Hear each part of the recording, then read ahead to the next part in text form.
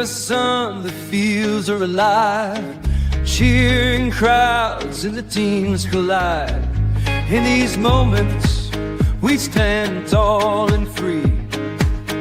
Flourish pride runs deep in me. With every touchdown, we rise and we cheer. Unity and spirit, the Hardee. Raise your voices, let's make it loud. In Florida's high schools, we're so damn proud. From the bleachers to the end zone to go, football and cheers make our spirits grow.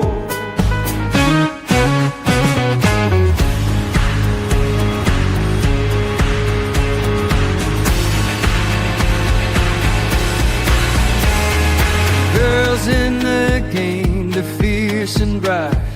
Flag in hand, they give it their might. From every town they bring their dreams. On this field of gold, nothing's as it seems. Together we shine, together we play. In Florida's heart, we own this day. Raise your voices, let's make it loud. In Florida's high schools, we're so damn proud. From the bleachers to the end zones go, football and cheers make our spirits grow. So here's to the game, we'll rise and stand. In Florida's field, real night band.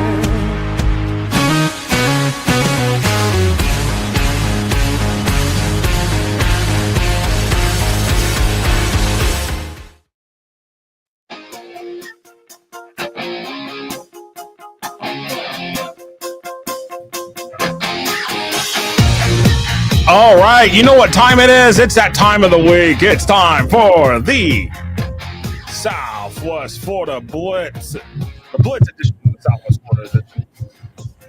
I'm Josh Wilson. That's Christopher Lack. How you doing, my man?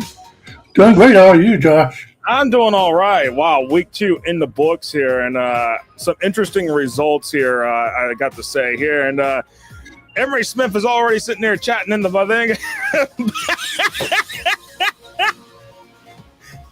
Chris has already got the props here.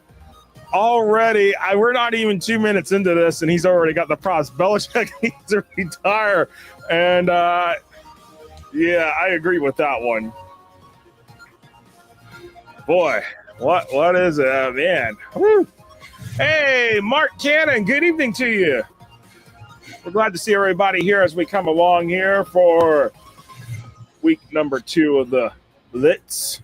Or week number 3, I should say. We're in our 4th show, actually, this week. For our 4th show for all 8 Blitz shows here as we roll along here. And Chris, again, I was saying here, week 2, very interesting across the state. Either the games got played or Mother Nature put some games into the graveyard, unfortunately. Oh, yeah, we had a lot of games going into the graveyard this past weekend. Yeah, I mean, I'm looking at it. I mean, the big one in terms of the Southwest Florida Blitz was the Venice at Miami Northwestern. And speaking of such stuff, let's go ahead and roll into the Blitz lines here because as we've looked at it, we've looked at a lot of box scores here and to recap a lot of stuff here, what happened here in the for week number two in the books here for Southwest Florida. And Chris, just looking at some of the stuff between what you researched, what I researched, and what we looked at and everything, I mean, just looking at this, Sarasota picked up big win over Brayton River. Looking at Lakewood Ranch, they just rolled all over Seminole. Manatee rolled all over Southeast in that rivalry game. I mean, and then looking at this was Golden Gate. After getting blown out by Lely in week 1, they beat Island Coast. Yeah, I did not almost Island Coast in that game. I did not expect that, to be honest with you. But yeah, shout out to Golden Gate and Timothy Stauffer. You got a couple of touchdowns in that game, and yeah, that was a big blowout.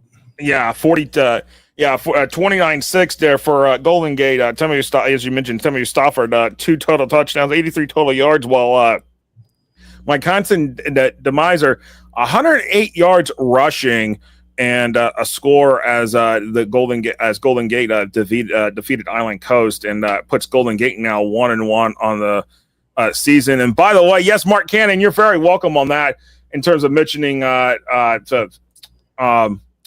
Sarasota Sailors, and we'll mention them here in a moment. Let's just go into it with Sarasota. How about that? 27-7 over Braden River, Chris.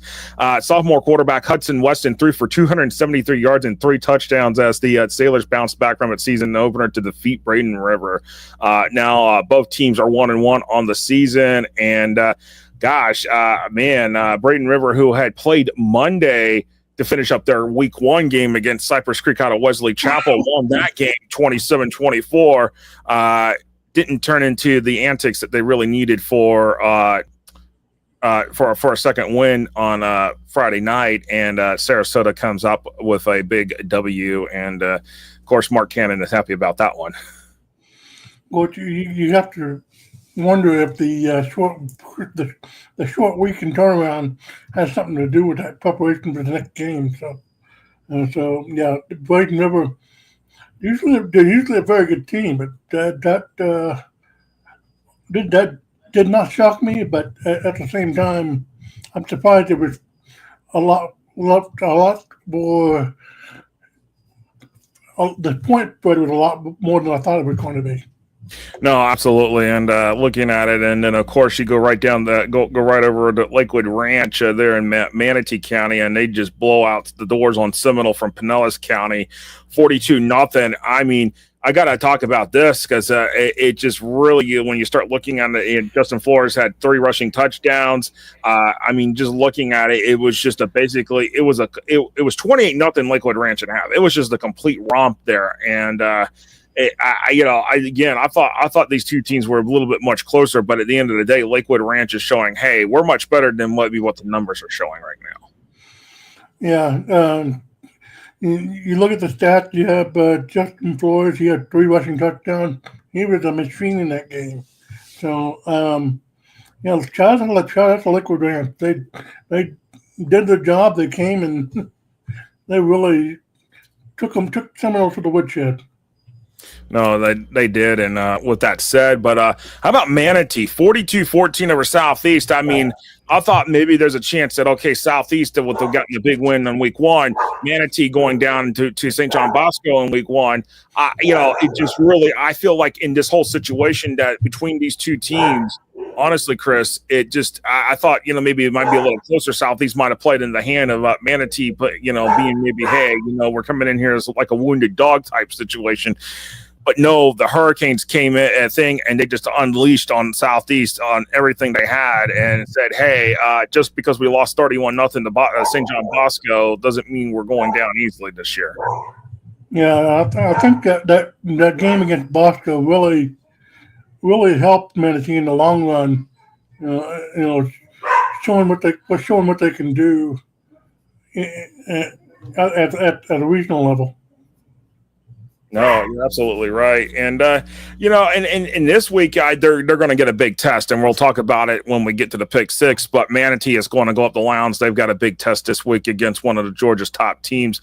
As they call up in there in Valdosta, Wintersville up there, of course, what's interesting, Lowndes County, the 2 high schools this week, not only Lowndes, but Valdosta, are hosting teams from Florida. Oh, yeah. And they those 2 schools are well known across the country. They got a huge tradition, and you're very familiar with them as well. Being up in Gainesville, so they come down to Florida almost every year. Yeah, no, you're absolutely right. As we look at the rest of the scores here, and of course, Chris, tell me about this one here with this one, Venice at Miami Northwestern. Yeah. Yeah. Unfortunately, we're not getting that game made up. I don't think we're going to have a makeup of that at all. I mean, I know it's still on the Max versus the to be determined, but really at this point. And the dogs have got an opinion, apparently, Chris, too.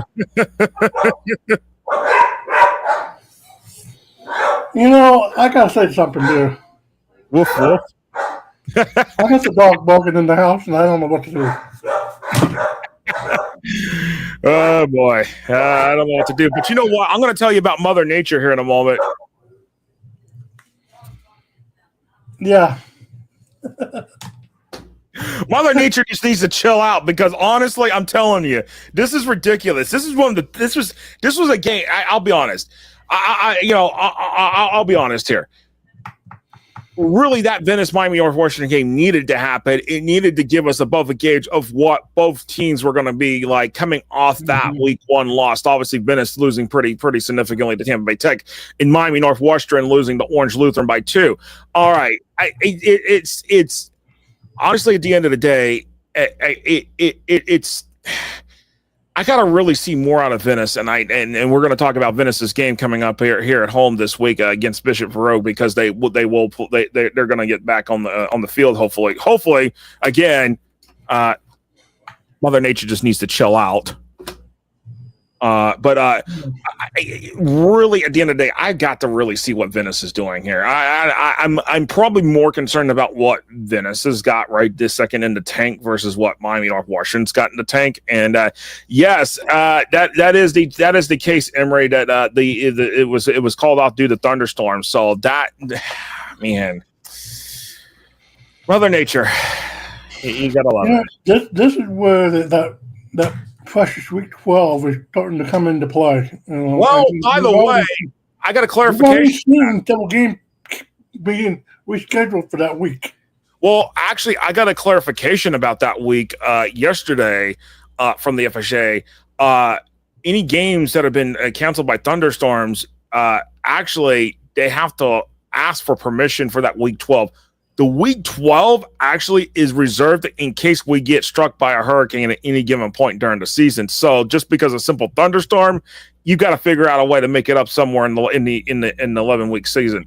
They from my understanding is that week 12 cannot be used unless we get struck by a hurricane. That's a very interesting. I thought it was going to open it up to more like, hey, okay, Mother Nature, thunderstorms, it would open up to a thing. But no, I got clarification that this is a whole different situation, which to me, honestly, at this point, I got another one coming here in a moment. I got another one there. You wonder if the more these games get canceled, the more they're going to have to open up that week. Because some of these games are really crucial to the power ranking. Take advantage. Yeah, but Venice and Miami Northwestern. No, so, and this would have been crucial to the power rankings. It would have been crucial to everything. But now this game's not even on the docket. And my thing is this. Hey, maybe we need to think about this. Yeah. Go ahead and make week 0 accountable, and then go ahead and do a double bye week. Go ahead and do it. Let's go ahead and line up with Georgia. Let's go ahead and do that because you know what? Georgia, they take double bye weeks every year. Okay. And it's for good reason. I think they got a good reason. I don't think they did it for this reason. I think it's just the way Georgia's operated. But why don't we take a page from the playbook out of Georgia, and why don't we go and do this? Let's just let the teams have scrimmages the week before week 0. You can do some kind of scrimmage. It's like a kickoff classic, but it's a scrimmage, rough scrimmage, whatever you want to call it. I don't care. My thought is this. Get rid of the kickoff classics, make week 0 count, line up with Georgia, line up with the Border Wars, do whatever we got to do. But, allow a second bye week at this point for teams. That way, you know what? They're not pigeonholed and having to figure out, okay, well, if we don't have an agreeable bye week, okay, maybe we have a bye week over here in this situation that we can actually use. Because at the end of the day, it really, I thought this week 12, I thought we've learned a lot of lessons here. Okay, we maybe learned the lessons about hurricanes. All right, I get that. Yeah, we learned a lot. We learned a lot with the with Helene and Milton last year. I mean, we did, and we did. And that caused last year's playoffs to be moved quite a bit. Yeah, it moved back a week. It moved back a week, and I get it. This is great that we have that situation here, but my opinion in all this, well, the camera is kind of going a little crazy, so forgive me for trying to get it to refocus here on me for a moment, because I think I've got a lot of moving around. It really, at the end of the day, I feel like in what we've got going on here is this. We've got to figure out ways to make this better, okay?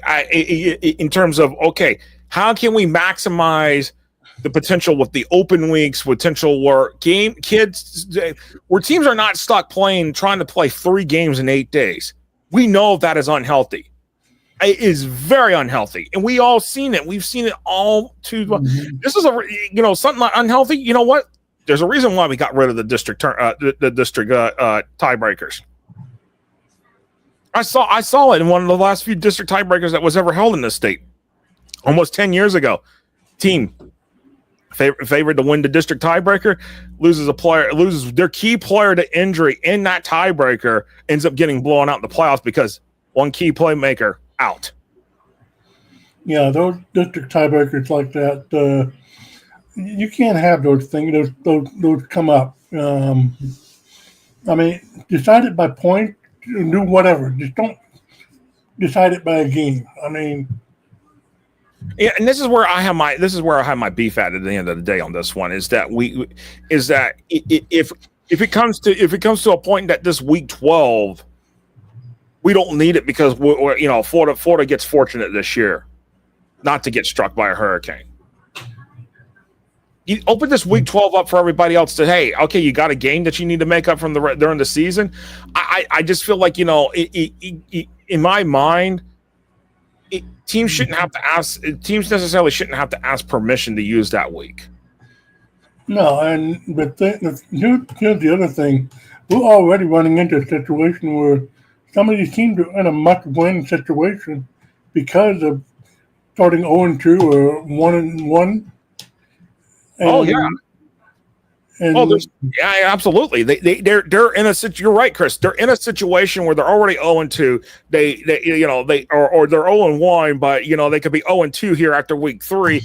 They need that week 2 game, or they need that week 1 game made up. They need those games to be made up, and now they're in a situation that, we can't get the game made up because, X, Y, or Z happened, or no, we couldn't use week 12.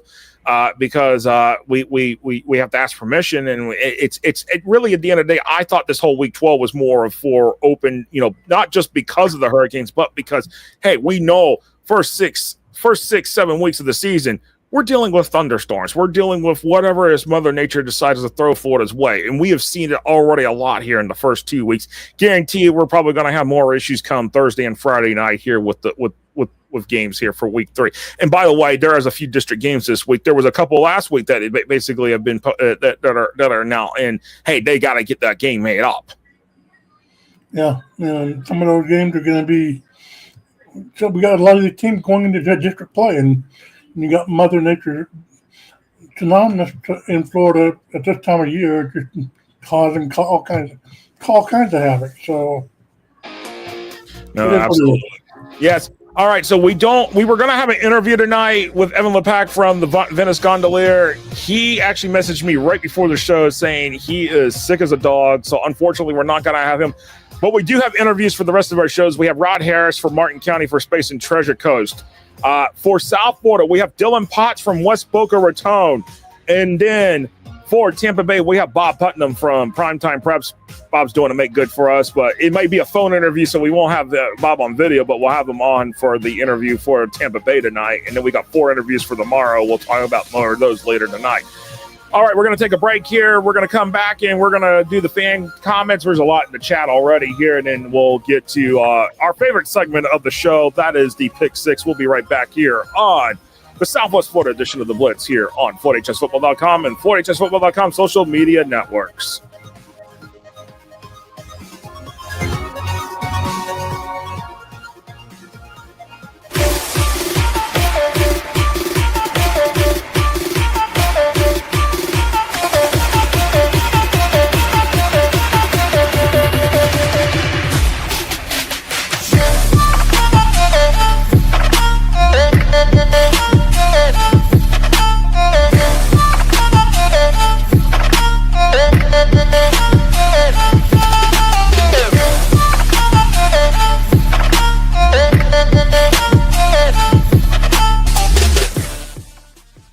Box Out gives you the ability to create graphics at the speed of sports to highlight your athletic department, teams, and student athletes in seconds. Used and trusted by Notre Dame, Ohio State, UConn, Marquette, Georgetown, and many more of the top college brands in the country. If you want your school's brand to stand out through all the clutter, start your free demo at boxoutsports.com.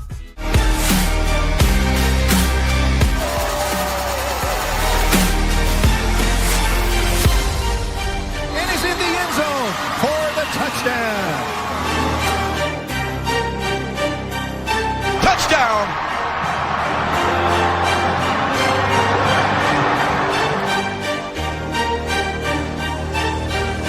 Juggled and caught.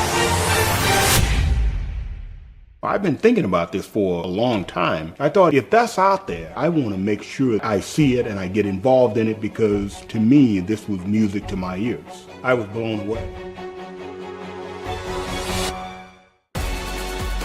When you look at today's kid, the millennium kid, they learn by being able to see it. If I can see it, there's a great chance that I can do it. The First Down Playbook is a tool that can essentially change the way we teach the game.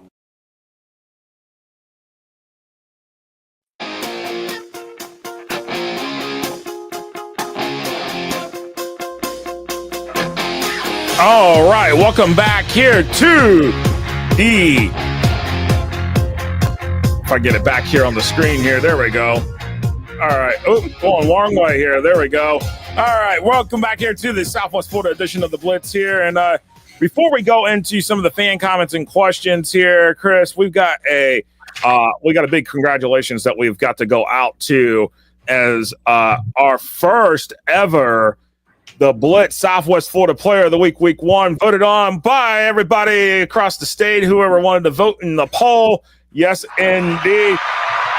Jadis Wiley of Bayshore, quarterback, is our Southwest Florida, the Blitz Southwest Florida Player of the Week for week number 1. And Jadis threw for 255 yards and 4 touchdowns and rushed for 57 yards, accounting for all 312 offensive yards in a 36-30 overtime win against Sarasota in week number 1. So Jadis Wiley from Bayshore is our Southwest Florida Player of the Week for week number 1, Chris. Yeah, outstanding performance over Sarasota that week, and he's one of the reasons why Bayshore is popping up as good as they are right now.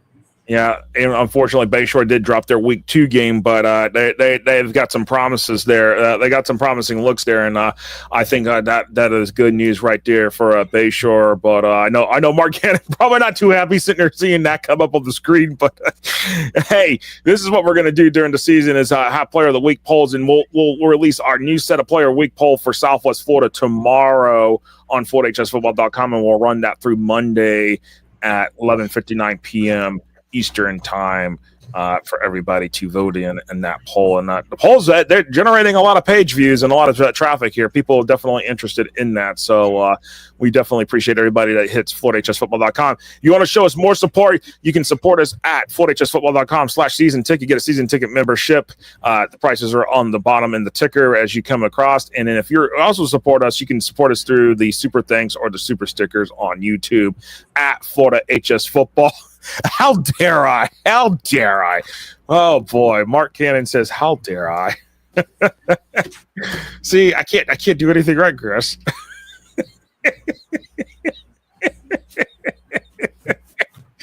I can't do anything right. All right, as we move along here into the interview that we're going past that. That's from last week, but I didn't change it out because our guest canceled out. But anyways, to our fan comments and questions, Henry says interesting provision. I think everybody should be able to make up a game week 12, regardless if it's because of a hurricane or not. Too many games are canceled too early in the season. I agree with you, Emery. That is definitely an issue. And he says, if he asked me if the FHA should have been more clear about this to begin with, instead of just telling teams they need permission to use week 12 if there's no hurricane. So that's the thing. I know I get the reasoning behind the situation with needing the week 12 for hurricane. All right, I think it should come. I think it should be clearer in that situation. If in this situation here, Chris, is that, okay, you can tentatively put a game there, but if we do have a hurricane, anything that impacted with the hurricane will supersede that particular game if necessary. Yeah, and I understand the hurricane situation, but we had a game just last week, Manatee versus Miami Northwestern. That would have been a hell of a Week 12 matchup heading into the playoffs. That would have been a blockbuster. No, exactly. And by the way, Mark Cannon, he's still waiting in the parking lot for that Venice game. I would be too.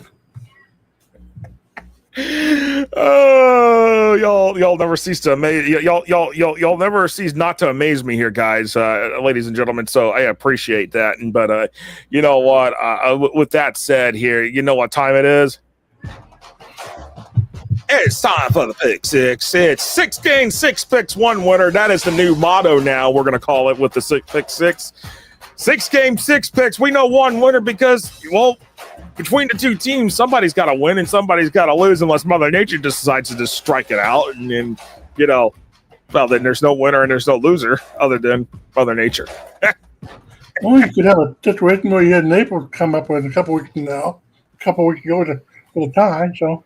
I mean, yeah, a tie ball game, and apparently it's going to stand as a tie. It looks like it's going to count as a tie, so it's one of those things where it's like, oh my gosh, yeah, here we go. But all right, let's just roll along here and get this situated here, if it'll ever let me. There we go. All right, up on the pickings for this week. All right, our first game is St. Stephen's 1-2 versus Outador 2-1. We do have a SSA matchup here between two rivals not very far away there between Manatee and Sarasota counties. And Chris, I think this game's going to be a lot closer than what the forecast calls for, just because I think St. Stephen's is played close to a lot of games out of door. I think maybe they're a touch back versus what maybe the computer is talking about here. But I'll pull up here on the forecast here, and I'll let you have your thoughts on this. Out of door, 35 over St. Stephen's. Win probability, 100-0. Yeah, I think it's going to be a lot closer than people think it's going to be. You never know what these rivalry games, but honestly, out of door is a much better team than St. Stephen's. So give me out of door. Yeah, absolutely. And we'll go out of door here. I'm going out of door as well. And Reno, he didn't have time for the do the picks tonight, but because of a lot of stuff going on. Well, he told me usually goes with the favorites anyways, but he told me how to work this for him. But out of door, clear favorite. He would take out of door here. So a lot of people are taking out of door. And Mark Cannon says blasphemy.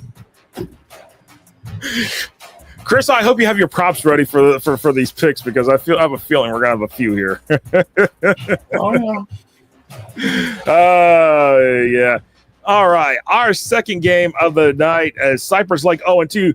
My understanding, Cypress Lake has taken a forfeit from the game against Pahokee, so it's that Pahokee won that game, but I'm not exactly clear. But right now, it shows as a forfeit at Fort Myers. Fort Myers. They needed 2 game-winning plays the first 2 games of the season. Do they need another game-winning play to win this game here, Chris? That is my question now. I honestly think that Fort Myers should roll with it by a couple of touchdowns in this game. I'm not so impressed with Cypress Lake right now, but give me Fort Myers. All right. Okay. Chris is taking Fort Myers. I'm going to take Fort Myers, and Reno is going to take Fort Myers as I bring up the forecast here for everybody here. Let me go ahead and see okay, there we go. All right. Fort Myers, 17 over Cypress Lake. The full forecast will be out tomorrow on FloydHSFootball.com as well. So just kind of give you all a heads up. That's what the situation is.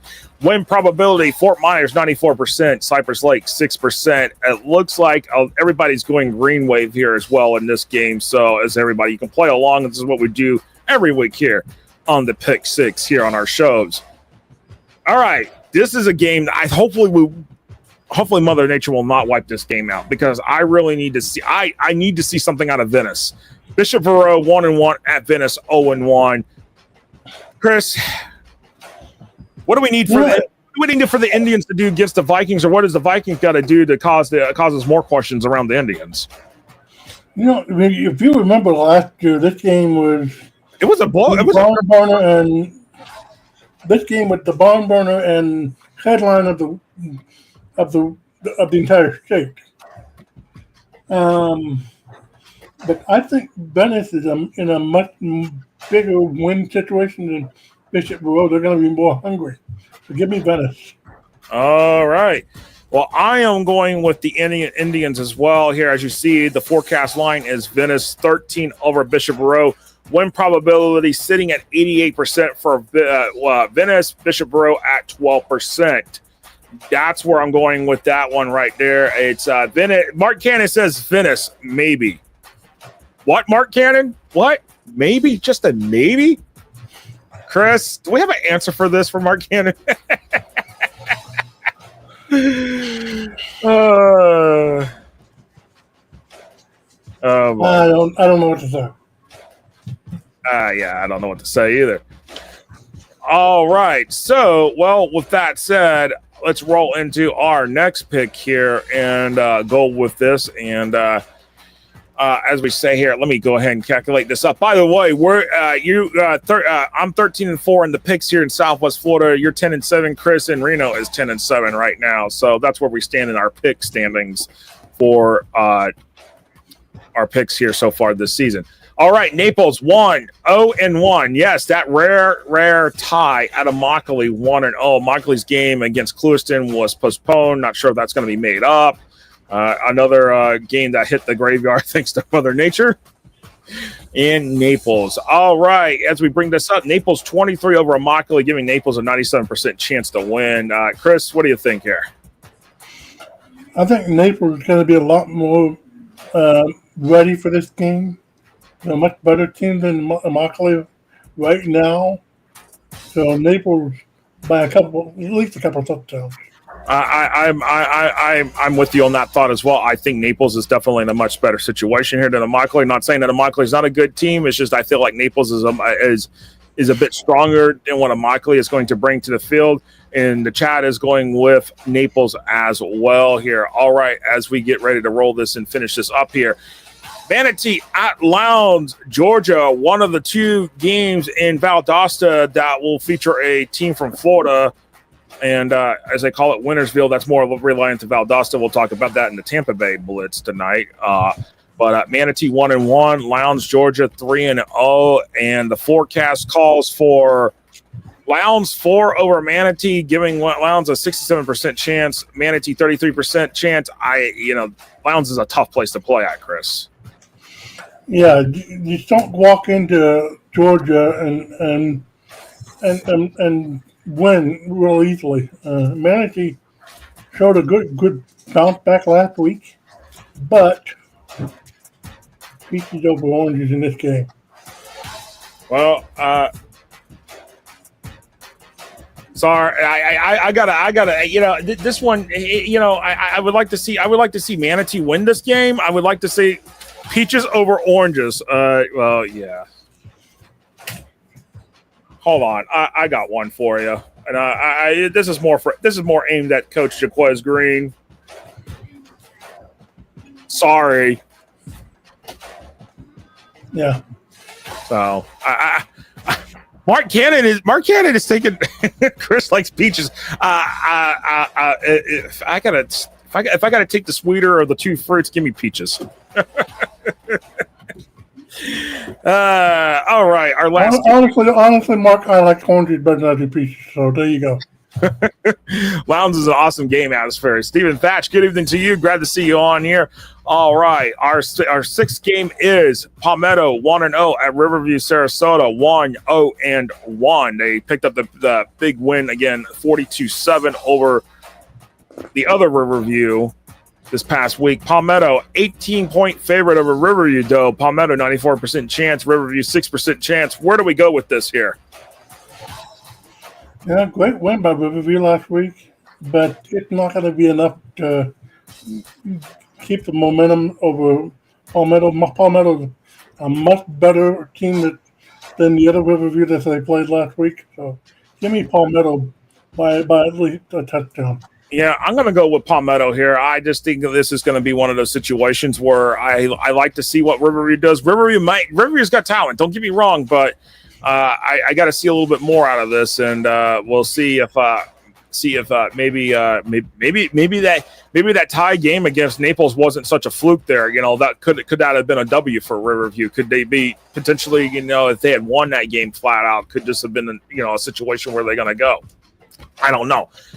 Emory Smith is going Palmetto over Riverview. So, well, with that said, that is our pick 6 for week number 3. Holy cow, Chris! Already week 3, and we're rolling along. Yeah, we're already running into some games that are must win for a lot of these teams, especially, like I said, with the playoffs and the way the system is set up. So here we go. No, absolutely. Absolutely. We are going to be back for our Space and Treasure Coast Blitz here in a few minutes here on FloorHSFootball.com. Appreciate y'all watching the Southwest Florida edition of the Blitz. For Christopher, I'm Joshua Wilson. Appreciate y'all, and we'll see you here in a few minutes.